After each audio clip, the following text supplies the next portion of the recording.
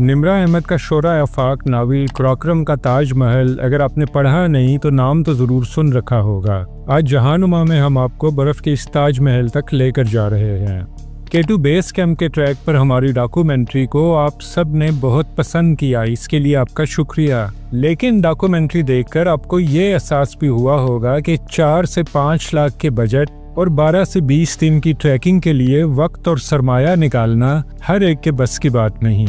ये जानकर आपको खुशी होगी कि K2 के मुकाबले में क्रॉकरम के ताज महल तक पहुंचना बहुत ही आसान है और इसके लिए आपको लाखों का बजट भी दरकार नहीं है। इसके अलावा इसी ट्रैक पर आप थोड़ा सा वक्त निकाल कर एक और अजीम पहाड़ के दामन तक भी पहुंच सकते हैं। ये बोनस ट्रैक क्या है ये हम आपको वीडियो के आखिर में बताएंगे। यहाँ हम ये ज़रूर बताते चलें कि इस साल शदीद बारिशों की वजह से क्रॉकरम हाईवे कई जगह लैंड स्लाइडिंग का शिकार है और बहुत सी राब्ता सड़कें सैलाब की नज़र हो गई हैं। इसलिए हम आपको इस सीज़न में राकापोशी जाने का मशवरा नहीं देते और इसीलिए हमने अपनी ट्रैकिंग गाइड को 2026 का नाम दिया है। राकापोशी बेस कैंप ट्रैकिंग पर कितने दिन लगते हैं, इसके लिए आपको कितना बजट दरकार होगा, आपको राकापोशी के दामन तक पहुंचने के लिए कितने पोर्टर्स और गाइड्स दरकार होंगे, इस यादगार सफ़र के लिए आपको कौन कौन से इजाज़तनामे चाहिए और अपने साथ क्या क्या चीज़ें रखना आपके लिए ज़रूरी है, इस अनोखे सफ़र पर कौन कौन से काबिल दीद मकामात आते हैं, ये सब और मज़ीद बहुत कुछ जानने के लिए आए हम आपको लिए चलते हैं क्रॉकरम के ताज महल तक।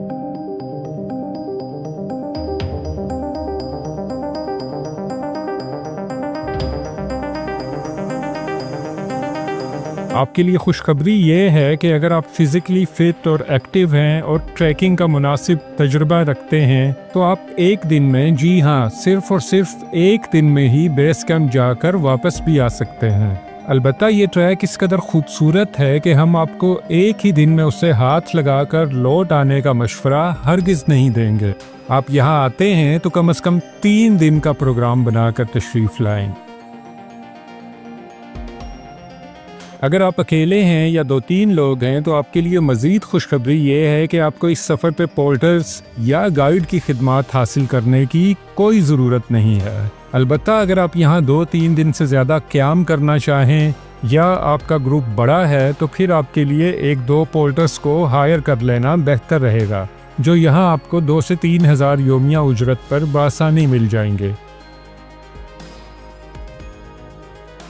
ये जानकर आपको मज़ीद खुशी होगी कि राकापोशी के बेस कैंप तक जाने के लिए आपको किसी किस्म का कोई इजाज़तनामा दरकार नहीं है। गैर मुल्की सयाहों को भी मामूल की रजिस्ट्रेशन के अलावा कोई इजाफी NOC लेने की ज़रूरत नहीं है। इन ढेर सारी खुशखबरियों के बाद आए अब चलते हैं राकापोशी के सफ़र पर।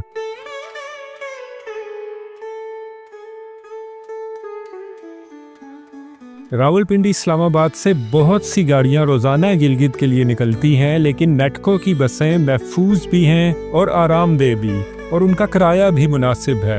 यहाँ से शाम को निकलना आपके लिए मुनासिब रहेगा ताकि आप अगले रोज़ दोपहर तक अपने पहले पड़ाव तक पहुँच जाएं।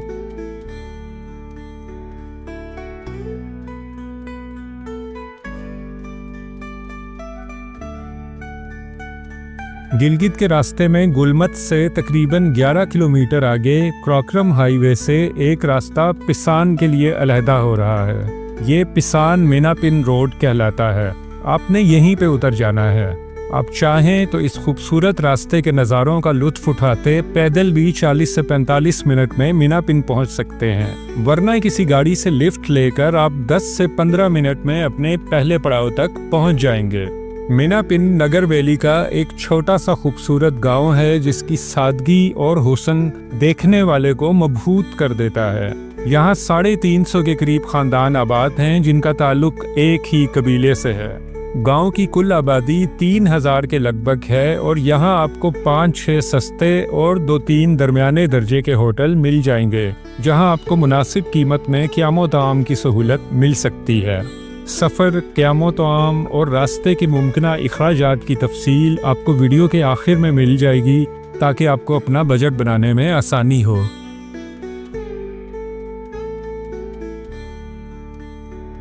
कोशिश करें कि सुबह 5 या 6 बजे आप अल्लाह का नाम लेकर ट्रैक पर चल पड़ें।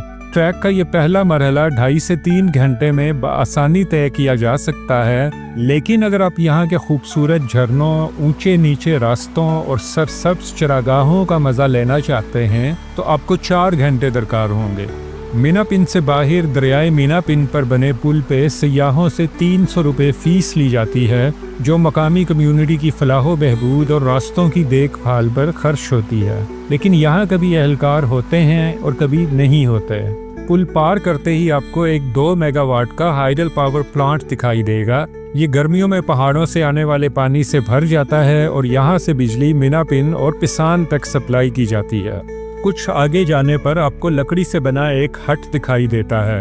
ये इस रास्ते की पहली और आखिरी टक शॉप है, जहां आपको चाय और काफ़ी भी मिल सकती है और ज़्यादा राह के लिए बिस्किट्स और स्नैक्स भी। यही वो मकाम है जिससे आगे एस्कॉम का नेटवर्क काम करना छोड़ देता है, तो बेहतर है यहाँ रुककर आप घर वालों को अपनी खैरियत से आगाह कर दें। वैसे कभी मौसम साफ हो तो हपाकुन पर भी किसी जगह सिग्नल मिल जाते हैं। यहाँ से कुछ ही आगे बंगीदास की छोटी सी मेडोज या चरागाह आती है। इसे आप राकापोशी से पहले आखिरी इंसानी बस्ती भी कह सकते हैं। यहाँ मुस्तकिल रिहाइश तो नहीं होती, अलबत्ता छोटे छोटे हट बने हुए हैं जहाँ मकामी चरवाहे आर्जी क़याम कर लेते हैं।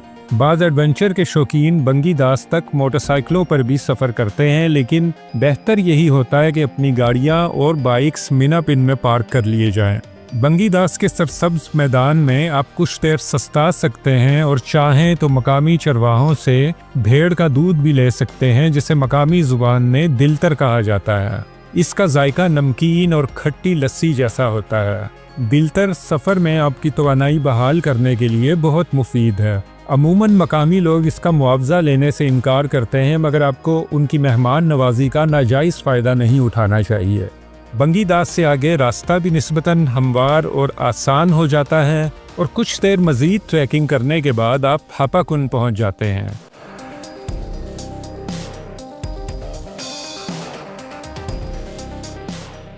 हपाकुन मीनापिन और तगाफरी यानी राकापोशी बेस कैंप के तकरीबन वस्त में वाक़े है। ये भी एक खूबसूरत मेडोज है जिसके बीचों बीच एक कुदरती नाला बह रहा है। इस नाले का मंबा एक कुदरती चश्मा है जो कुछ ही आगे वाक़े है। इस सरसब्ज मैदान में आपको गधे, गाय और भेड़ बकरियां चरती दिखाई देती हैं। पस मंजर में राकापोशी और दिरान के पहाड़ों का दिलफरेब नज़ारा, चमकते नीले आसमान पर रूई के गालों जैसे सफ़ेद बादल और मैदान में जा बजा लगे रंगीन खेमे। हपाकुन चरागाह नहीं बल्कि एक छोटी सी जन्नत है। ये रंगीन खेमे आप ही के लिए नस्ब किए गए हैं। यहाँ 5 से 6 हज़ार रुपये फ़ी कस में आपको क़याम और 3 वक्त के खाने की सहूलत मिल जाती है। मई से सितंबर तक हपाकुन में अमूमन ये सेटअप मुस्तकिल रहता है, मगर बाज़ औक़ात सयाहों की कमी या मौसम की ख़राबी के बाइस ये कैंपिंग साइट बंद भी हो जाती है। इसलिए आप मीनापिन से कन्फर्म करके यहाँ आएँ ताकि परेशानी ना हो।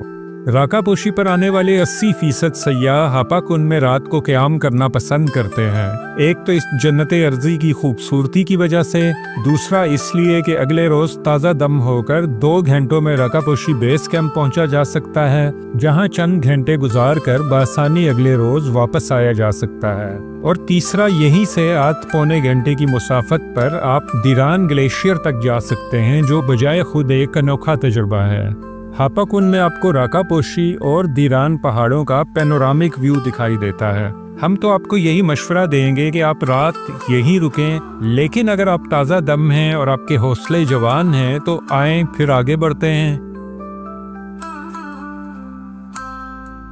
यहाँ से ट्रैक पहले की निस्बत ज़्यादा बुलंद और मुश्किल है। हपाकुन से तगाफरी बेस कैंप का फासला बमुश्किल 3-4 किलोमीटर है, मगर उसे तय करने में आपको 2 से 3 घंटे लग सकते हैं। लेकिन ये 2 से 3 घंटे उस अनमोल मंजर को देखने के लिए कुछ भी नहीं जो आपको तगाफरी पहुंचकर देखने को मिलता है। यहाँ बेस कैंप से कुछ पहले एक बुलंद मकाम आता है जिसे राकापोशी दिरान व्यू पॉइंट कहा जाता है। इस व्यू पॉइंट पर आपकी आंखें थक जाती हैं, मगर दिल उस खूबसूरत मंजर को देखने से थकता नहीं जो आपके सामने मौजूद होता है। व्यू पॉइंट से 15-20 मिनट की मुसाफत पर बेस कैंप वाक़े है, जहाँ पत्थरों का बना किचन और वॉशरूम मौजूद है। قریب واقع جھرنوں سے آپ پانی بھی لے سکتے ہیں، مگر احتیاط کا تقاضا یہی ہے کہ اسے فلٹر کر کے پیا جائے۔ وہ سیاح جو ہاپا کنڈ میں قیام نہیں کرتے وہ عموماً بیس کیمپ پر رات گزارتے ہیں۔ راکا پوشی بلندی کے لحاظ سے تو 7800 میٹر کے ساتھ دنیا کی 27ویں بلند چوٹی ہے، مگر اپنی وسعت کے لحاظ سے یہ بہت عظیم پہاڑ ہے جو 20 کلومیٹر رقبے پر محیط ہے۔ اس لیے تغافری میں جدھر دیکھتا ہوں ادھر تو ہی تو ہے والا منظر ہوتا ہے۔ اگر خوش قسمتی سے مطلع صاف ہو تو تاروں بھرا آسمان راکا پوشی کی چوٹیوں کے ساتھ جڑا ہوا محسوس ہوتا ہے۔ ہم دعوے سے کہہ سکتے ہیں کہ یہاں گزاری رات آپ کی زندگی کی حسین ترین راتوں میں سے ایک ہوگی۔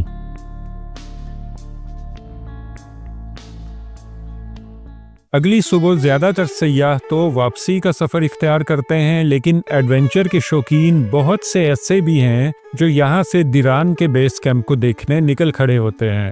دیران راکا پوشی کے ساتھ ہی واقع 7200 میٹر بلند پہاڑ ہے۔ اسے سر کرنے کی اب تک 27 کوششیں ہوئی ہیں، جن میں سے صرف 9 کامیاب رہی ہیں۔ دیران بیس کیمپ جانے کے لیے آپ کو مینا پن گلیشیئر پر سفر کرنا پڑتا ہے۔ اگرچہ مینا پن گلیشیئر دیران گلیشیئر جتنا خطرناک نہیں ہے، لیکن اگر آپ اکیلے ہیں یا گلیشیئر پر سفر کے آداب سے ناواقف تو پھر بہتر ہے کہ آپ یہ رسک نہ لیں۔ لیکن اگر سمجھدار گائیڈ میسر ہو تو 2 سے 3 گھنٹے میں دیران کے بیس کیمپ پر پہنچا اور پھر اتنے ہی وقت میں واپس تغافری آیا جا سکتا ہے۔ یوں تھوڑا سا مزید وقت اور کوشش صرف کر کے آپ ایک ہی ٹکٹ میں 2 شو دیکھ سکتے ہیں۔ واپسی کا سفر نسبتاً آسان ہوتا ہے۔ آپ 4 گھنٹے میں مینا پن پہنچ سکتے ہیں اور وہاں سے گاڑی آپ کو 8 گھنٹے میں علی آباد یا کریم آباد لے جاتی ہے۔ اگر آپ ایک دن میں راکا پوشی بیس کیمپ پہنچے ہوں تو اگر چاہیں تو واپسی پر ہاپا کنڈ میں رات گزار سکتے ہیں۔ راکا پوشی ٹریک پر جیسا کہ ہم نے بتایا کہ بہت مناسب دام میں آپ کو قیام و طعام کی سہولت مل سکتی ہے، اس لیے آپ کو کیمپنگ اور ٹریکنگ کا سامان ساتھ رکھنے کی ضرورت نہیں ہوتی۔ صرف اپنے ذاتی استعمال کی اشیاء کے ساتھ آپ ہلکے پھلکے ہو کر سفر کر سکتے ہیں، لیکن آپ اضافی خرچ بچانا چاہیں تو پھر آپ کو کوکنگ اور کیمپنگ کا سامان ساتھ لینا ہوگا۔ کیمپنگ اور ٹریکنگ کا سامان آپ کو مینا پن اور ہاپا کنڈ سے بھی کرائے پر مل سکتا ہے، البتہ کوکنگ کا بندوبست آپ کو خود کرنا ہوگا۔ اگر آپ اکیلے یا 2-3 لوگ ہیں تو اس مشقت میں پڑنے سے مقامی لوگوں کی خدمات حاصل کرنا بہتر ہے۔ ان کی معیشت کا دار و مدار زراعت کے علاوہ صرف سیاحت پر ہے۔ اپنے ساتھ ان کے لیے بھی آسانی اور راحت کا سبب بنیں۔ راولپنڈی اسلام آباد سے آپ 4 سے 4,500 ہزار روپے میں مینا پن پہنچ سکتے ہیں۔ وہاں ایک رات کا قیام و طعام آپ کو 3 سے 4 ہزار میں پڑے گا۔ ہاپا کنڈ میں رکتے ہیں تو آپ کو 5 سے 6 ہزار میں 3 وقت کا کھانا اور رہائش مل جاتی ہے۔ چند ایک مزید اضافی اخراجات کو ذہن میں رکھتے ہوئے آپ اکیلے ہونے کی صورت میں صرف 25,000 روپے میں یہ آسان اور خوبصورت ایڈونچر کر سکتے ہیں۔ گروپ کی صورت میں یہ خرچ کم ہو کر 20,000 روپے فی کس بھی ہو سکتا ہے، لیکن اگر آپ اپنی گاڑی پر آتے ہیں تو آپ تقریباً 30 گھنٹے کے سفر کے فیول اخراجات کو اپنے بجٹ میں ایڈجسٹ کر لیجئے۔ جہانما کی ٹیم آپ سے درخواست کرتی ہے کہ راکا پوشی سمیت جس پرفضا مقام پر بھی جائیں یہ احتیاطیں مد نظر رکھیں۔ غیر ضروری آگ جلانے سے گریز کریں، اگر جلائیں تو اسے اچھی طرح پانی ڈال کر بجھا دیں۔ گندگی پھیلانے سے گریز کریں۔ بچی ہوئی خوراک، ریپرز اور پیکنگ مٹیریلز وغیرہ ایک شاپنگ بیگ میں واپس لائیں۔ فرسٹ ایڈ کا سامان اور چند ضروری ادویات اپنے ساتھ رکھیں۔ اکیلے ہونے کی صورت میں خطرناک مقامات پر جانے سے پرہیز کریں۔ پہاڑوں پر موسم اچانک تبدیل ہو جاتا ہے، بارش اور سردی سے بچاؤ کا لباس اپنے ساتھ رکھیں۔ مقامی ثقافت و روایات اور مقامی افراد کا احترام کریں۔ بغیر اجازت خواتین اور بچوں کی تصاویر مت لیں۔ کیا آپ کو کسی پہاڑ کے بیس کیمپ جانے کا اتفاق ہوا ہے؟ وہ کون سا پہاڑ ہے جس کے بیس کیمپ تک سفر کرنا آپ کا خواب ہے؟ ہمیں رپلائز میں ضرور بتائیں۔ ویڈیو مکمل دیکھنے کا بہت شکریہ۔